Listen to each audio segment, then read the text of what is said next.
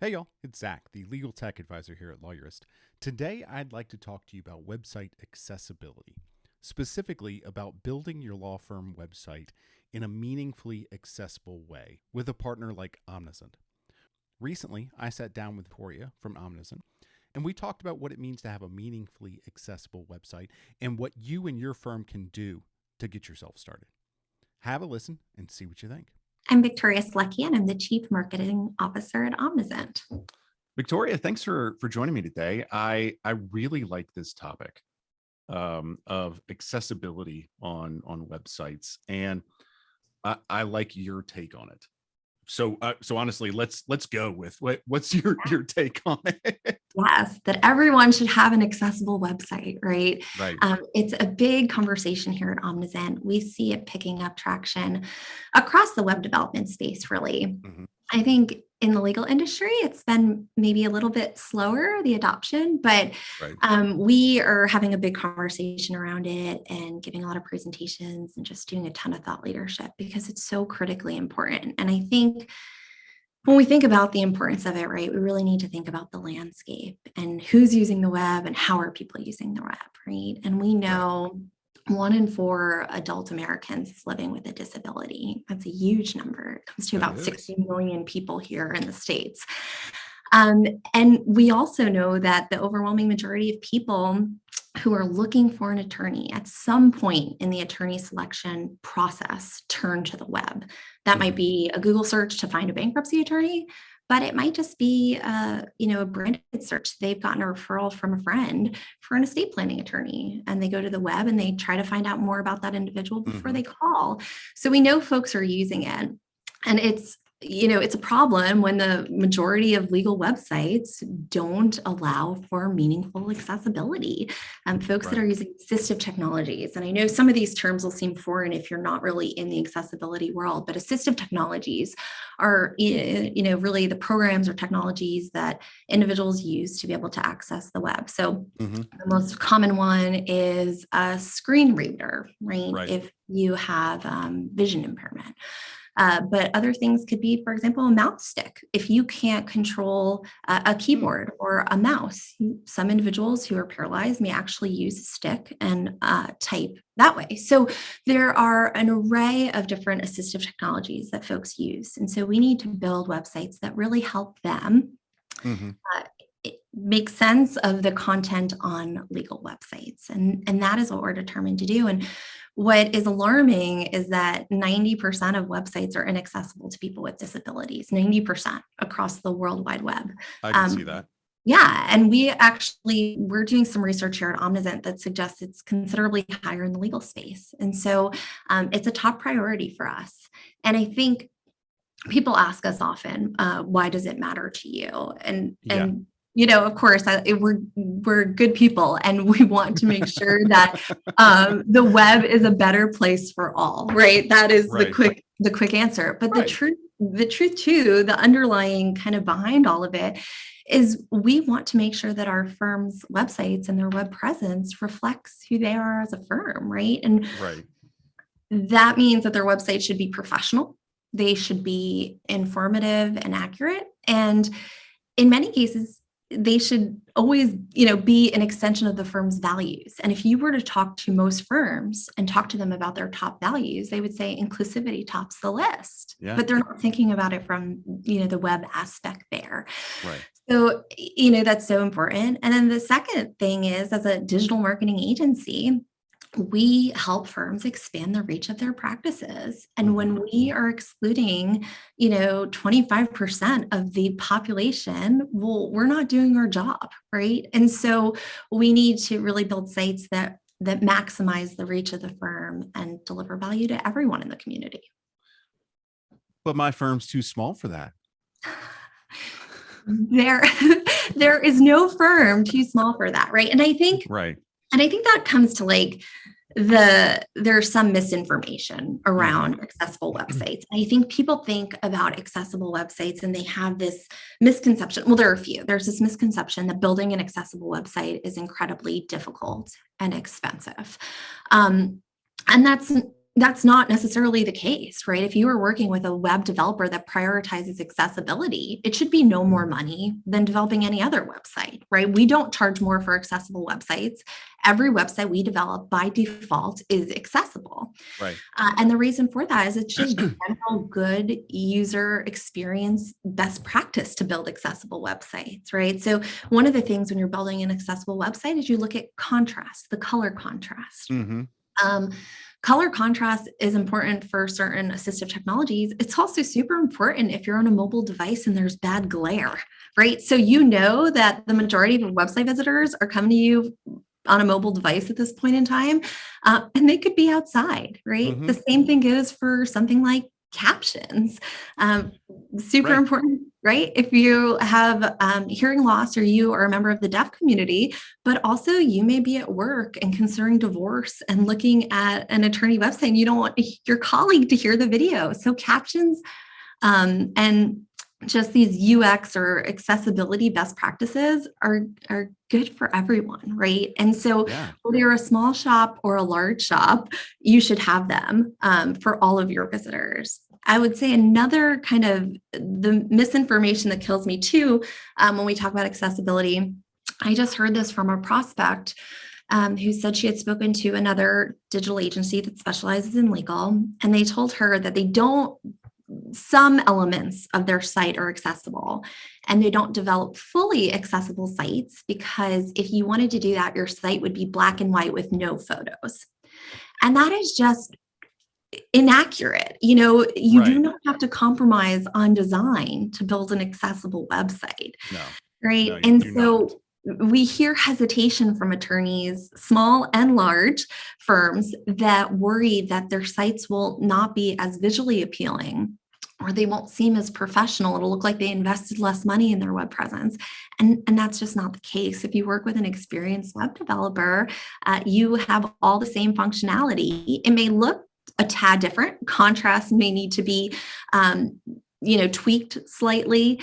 You may have to incorporate captions or be more descriptive with your links, things like that.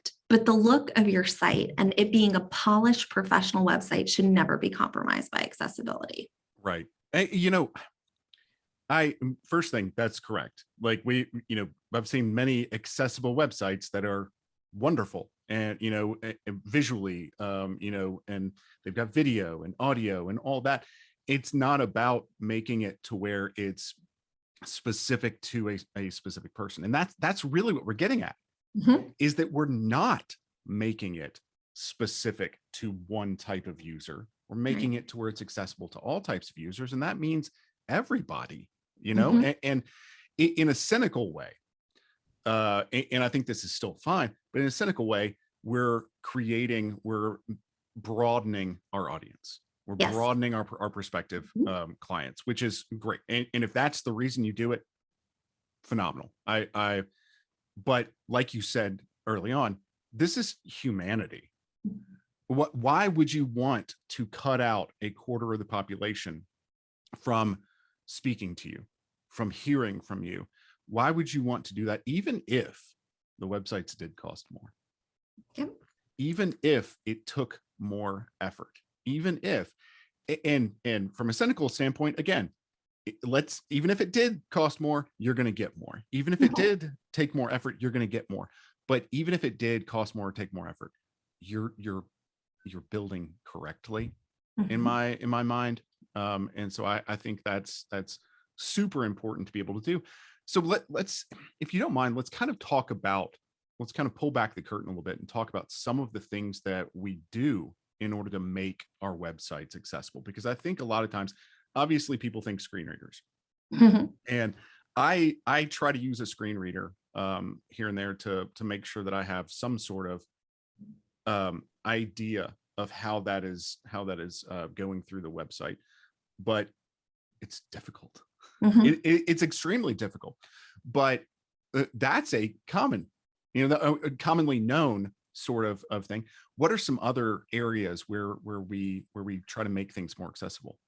Yeah. So, it's more, I would say most of what accessibility is behind the scenes of the website, in the code of the website, right? And There is no, when we talk about accessibility, oftentimes it comes back to ADA compliance. And with respect to ADA compliance, there's no law that governs what an accessible or a compliant website should look like. Right. The DOJ has consistently pointed to WCAG, which is the Web Content Accessibility Guidelines.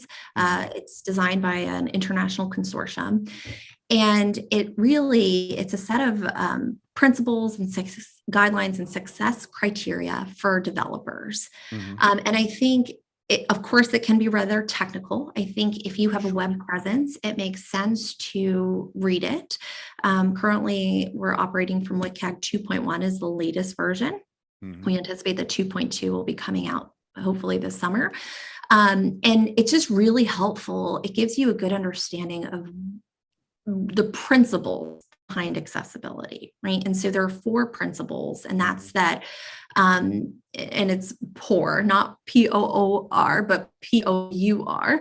And that is, the first one's perceivable. So content should be available in different formats so all of your visitors can digest it, right? So if you have a video, captions, having a full transcript is helpful. So that's one of the principles. The second is that it's operable. And that's that the site can be navigated in multiple ways. So Zach, coming back to your point, a screen reader is one way to navigate a site.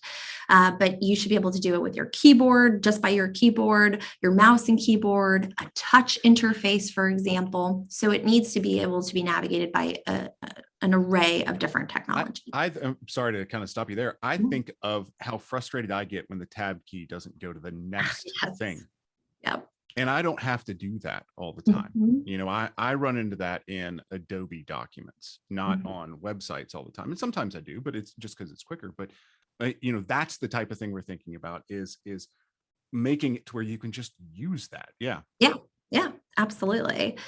Yeah. And then the third principle is understandable. And that's that visitors get clear and simple language, right? That it's easy to digest for all users. And I think for attorneys, this is always something we're talking about, right? You're going to ask attorneys to use clear and simple language. Right. I get it. Just remove all that legal jargon.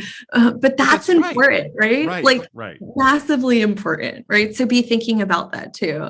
And then the final one is that it's robust. And that's the site is compatible with a wide array of assistive technologies. And again, that really comes to the back end and the architecture of the site and how it's built. And I will say, you know, that's where when we think about accessibility, it is much easier to build a site from the ground up, thinking about accessibility, than it is to come in after the fact and try to remediate and bring it into compliance, because just knowing that the back end is built to be more versatile across different technologies. So those are really the basic principles. And when you think about them, they make a whole lot of sense, right? And there's the technical guidelines and best practices. But if you just remember POUR as an acronym there, I think it's massively helpful as you think about diversifying your content strategy, or even as you think about embracing new technologies in your firm. You know, if you are thinking about developing an app for your firm, what does that look like from a usability perspective? If you're going to think about paying artists to put together infographics for your firm, great. But how do we bring that to life for individuals using different technologies to view the content? So I always like to come back to that. I think it's just really easy for anyone to make sense of. Yeah. So Victoria, I when I talk to people about accessibility in websites, and when I talk to web developers about it, you know, people say we build ADA compliant websites, or we don't have to be ADA compliant. And there's a lot of questions around that. First, I think from our perspective, I think you and I agree that I don't care whether or not the ADA is telling you to do this, do it. Be meaningfully accessible. But, you know, what is your take, or do you have any more information for people related to kind of whether or not we need to be ADA compliant, and what is ADA compliant? Yeah. So, so I would say ADA compliant website is not really a thing in terms of the law, right? There is no regulation that has been passed that dictates exactly what an accessible website looks like under the Americans with Disabilities Act. Right. So there's that. Now, with that being said, the Department of Justice rather recently, probably about, I think it was in March or April, issued guidelines around web accessibility. There was nothing really new in those guidelines that professionals in the space didn't know about. There was no more clarity on things, but they did essentially reinforce their commitment to web accessibility and enforcement of web accessibility. And they pointed to those WCAG guidelines as sort of best practice when developing a site. But there is a term, meaningful accessibility, and that's really what we're going for in creating accessible websites. And so when we think about that, we really, and how I think about it is just leveling the playing field for all visitors. Anyone coming to your site using just, standard technology, normative technology, or those coming to your site using assistive technologies have the same experience, and they're able to do whatever it is that your site is intended to do. And that looks very different across industries, right? So we've seen lawsuits against giant retailers because visitors to the site could not do certain things like access coupons or place an online order. And of course, in those cases, that is meaningful accessibility. They could not take the intended action that a visitor on that site would want to take, and that somebody who didn't face those same barriers using assistive technologies would be able to probably very easily do. Now, in the legal space, that looks a little bit different, right? And what is meaningful accessibility on a law firm's website? And I would say it varies depending on the law firm and what they're offering. But generally what we know spans really all legal websites is that meaningful accessibility means that visitors should be able to consume your content. We hope as an agency that all legal websites are informative and educational and they're not sales pitches. So our hope would be that any visitor can come to your website and find the information that you serve up, whether it's in video form or it's long form content or blog posts, whatever that looks like.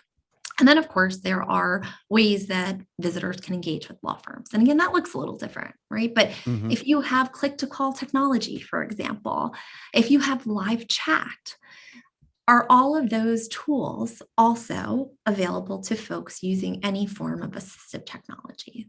Or is there an alternative for them so that they can contact your firm in a similar manner and still get to that same end result, right? And so a lot of understanding accessibility and determining whether it is meaningful and it's done on your website well and correctly there's a huge manual component to it. So you can run your site through 6 different tools that review it and tell you if there are errors, but there's a ton of just human review that has to happen to determine meaningful accessibility is indeed there for the site. So, so I would just urge anyone who invests in accessibility to do so with a professional that knows what meaningful accessibility means, understands the guidelines, but also understands that WCAG 2.1 and later this summer 2.2, they don't solve for everything. And you have to have a long-term commitment to accessibility.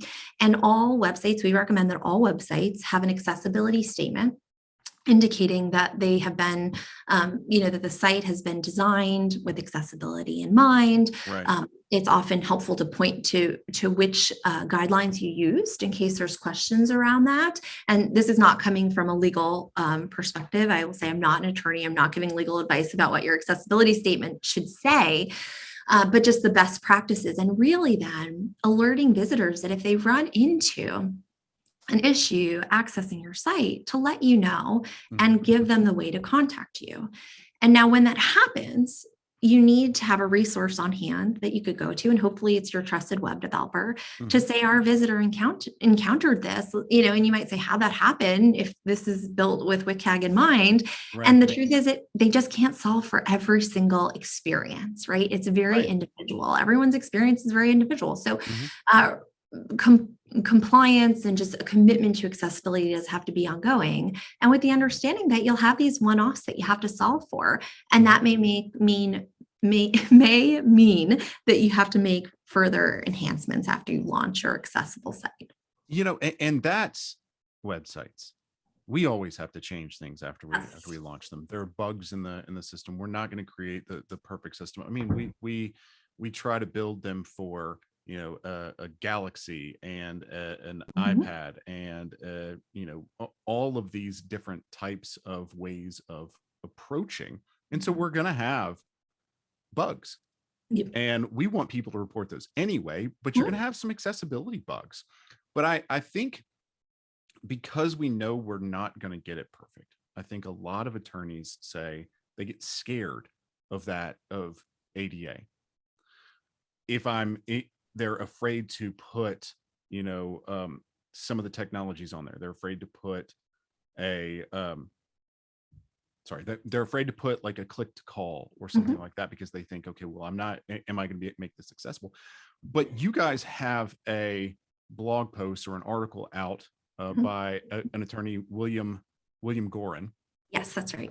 On kind of like 3,000 words, like a pretty long form post on just this, on the legal aspect of this. And I'll tell you, I don't know the legal aspect of it. Even as an attorney, I don't know the legal aspect of it. And I know that you guys push, because really, when it gets down to it, I don't care, again, if the ADA tells you to do this is something you should be doing anyway.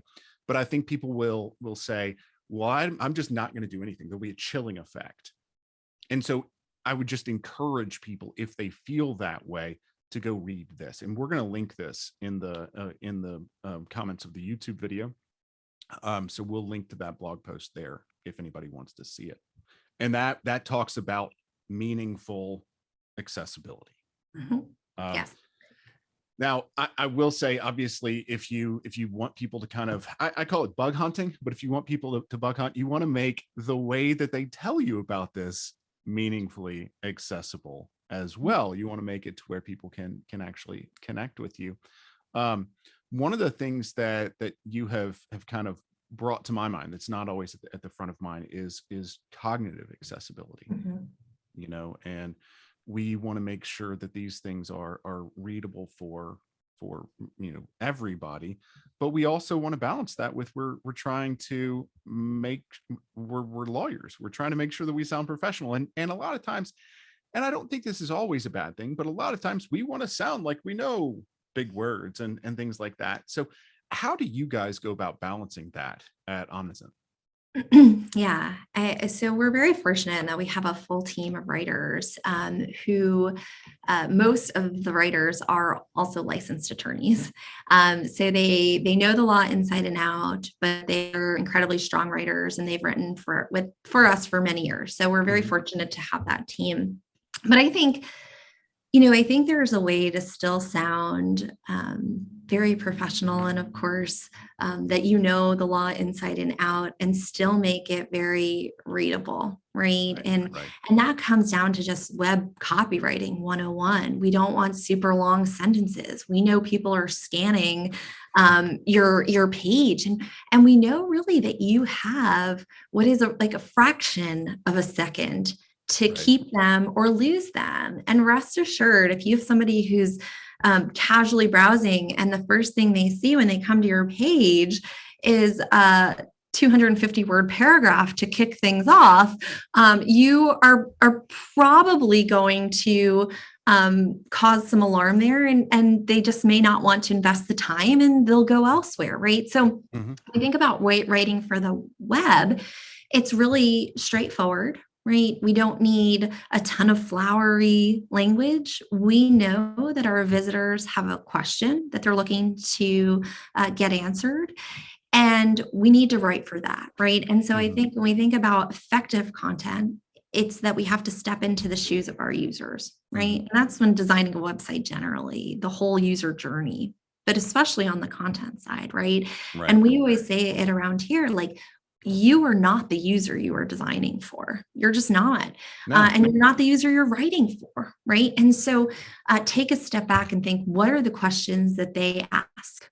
And how did they describe the situation that they're in? Right. And you might wind up talking to your intake coordinator and getting data from him and her about what those initial conversations look like. Mm-hmm. And then we want to set out to answer their very specific questions and keep kind of laser focused on what that is. And then make sure that the content is easy to read and that the sentences are not super long, that it's scannable. So break those long paragraphs up into bulleted lists, right? Yeah. It makes it so much easier to read. You'll see a popular thing with web development now is kind of the blocks, these longer pages, but blocks, just because it breaks things up and it's not as overwhelming to the visitor, right? So I think it takes some practice to do, quite honestly, especially if you've never written in that capacity. But the best way to master it is to do it, right? And devote 15 minutes every day to working on some web copy. And I think you'll find you get better at it probably faster than you think. And if you're not sure how it reads or if it makes sense to someone who's not an attorney, I would encourage you to ask, friends, loved ones, a friend from the gym who doesn't have any legal background, and say, like, does this make sense to you? Do you and that goes a long way, right? That's what we're trying to do, is just deliver value and educate our visitors. So it seems overwhelming, but it's a doable thing. Well, so I love this because I think that this specifically highlights how the goals of making things accessible and the goals of good content marketing really, really overlap. We want to make it, again, we're saying we want to make it accessible for everybody. That's just good content writing. That's also just good setup of your webpage. You make it to where people can consume it very quickly, very easily. They don't have to expend the energy to try to understand something. And again, kind of like you're saying, it's not what they're coming to your website for. They're not coming to your website for a journal article. They're not coming to your website to read Tolstoy. They're not looking for flowery language. We're not looking to be entertained. We want information, and we want it as quickly as we possibly can. Right.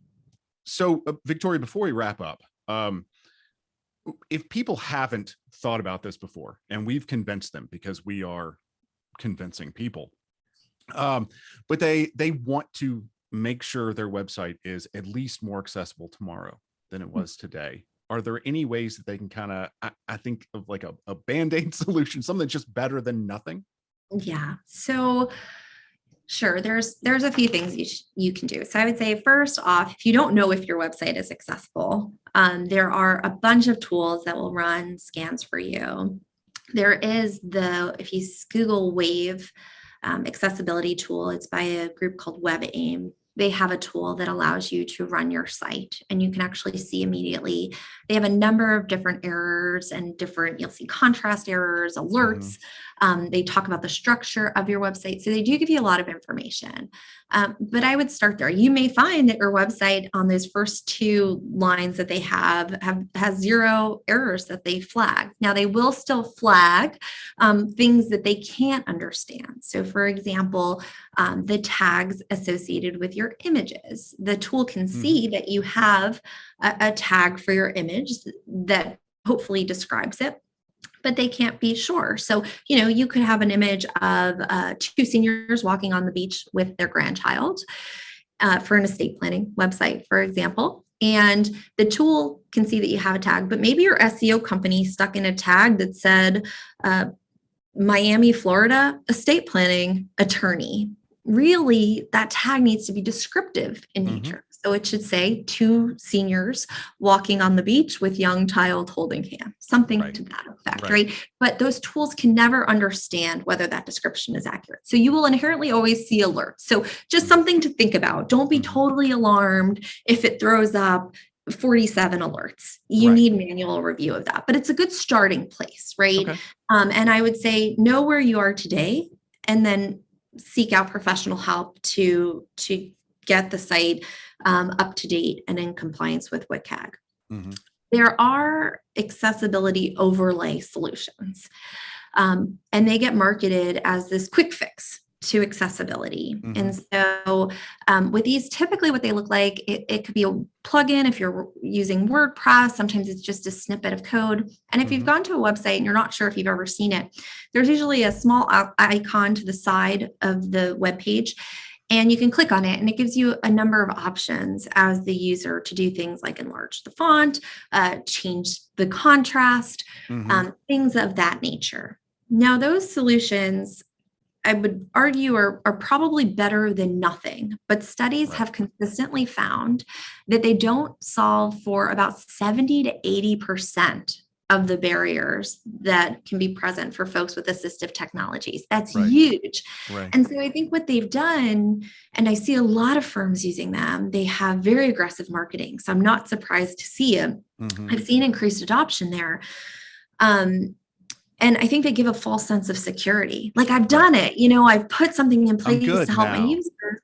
I'm good now, right? And I would say no, maybe it I don't even say it buys you some time, but it helps improve your site slightly for some folks, not all. And again, we're trying to go for inclusivity and helping all users. So it wouldn't be for all. It might be a temporary solution as you then embark down the road of remediation and really improving the back end of your site to be at a place where it's fully accessible to all. So I do not encourage firms to typically use these for the long term. If you invest in one, usually they're a few $100s as you're working on a longer term strategy, and remediation can take some time, admittedly. If you have, especially if you're a very large firm and you have a site with 1,500 pages, it's going to take some time. So expect a few month project. And so in that case, an overlay might be appropriate just in the interim, but be thinking kind of ground up accessibility whenever possible. Right. Well, I think that's great advice for kind of getting people to move towards, I don't even want to say compliance, but just accessibility. And it's interesting. So, yes, try to affect your website to where it is physically a little bit more accessible, but also, when you do run something like the Wave Accessibility tool, it will probably indicate that you have some structural problems in your writing. And those are things that you can change immediately. Those are things that you can do before you go find somebody that can help you really dig deep into this. And obviously, if you're just starting out with your website, start with somebody who really puts a lot of value on accessibility, because I've never seen anybody, and I could be wrong, I've never seen anybody get in trouble for being too accessible. That's true. I just I'm sorry, your website was too easy to use. Your website was too accessible, and even if we're not thinking about our clients, we want these things to be accessible for other attorneys. We want these to be accessible for courts. I just don't think, and again, I could be wrong, but I just don't think you're going to go wrong trying to make your site more accessible for people. So Victoria, I really appreciate this conversation. I hope we have more of this conversation, because I think it's something that needs to be talked about. If people want to learn more about Omnizant, about how Omnizant can help you make your site more accessible, about how Omnizant can help you with your content marketing broadly, they can go to Omnizant.com. And what can they get there? Sure. So we have a page dedicated to web accessibility on the site. So you will find that under services, and that's a good place to start. There's also a form there that allows you to request a free accessibility audit. And so that's a really comprehensive audit that we run. We then have a call with you, because like I said, it can be pretty manual, that review process, to talk through the findings. We don't want everyone to be alarmed when they see all those errors. So we talk through what that means for the site and for their visitors, right? That's what this all comes back to is how are your visitors able to make sense of your site? So we have that conversation. So I'd recommend starting there. As you mentioned before, that piece by Attorney Gorin is wonderful, and that's going to be in the links that you share. So I would say start there, get the perspective of an attorney who has worked in this space for 30 years. He's just wonderful. And it's a great place to just get that foundational understanding of why we're talking about this and why your firm should be too. Right. Yeah. So if you're interested in learning more, go to Omnizant.com and get their free audit. And then in our links here, like we said, we have a link to that article by William Gorin. So Victoria, thanks for being with me today. I really appreciate this conversation. Thank you so much.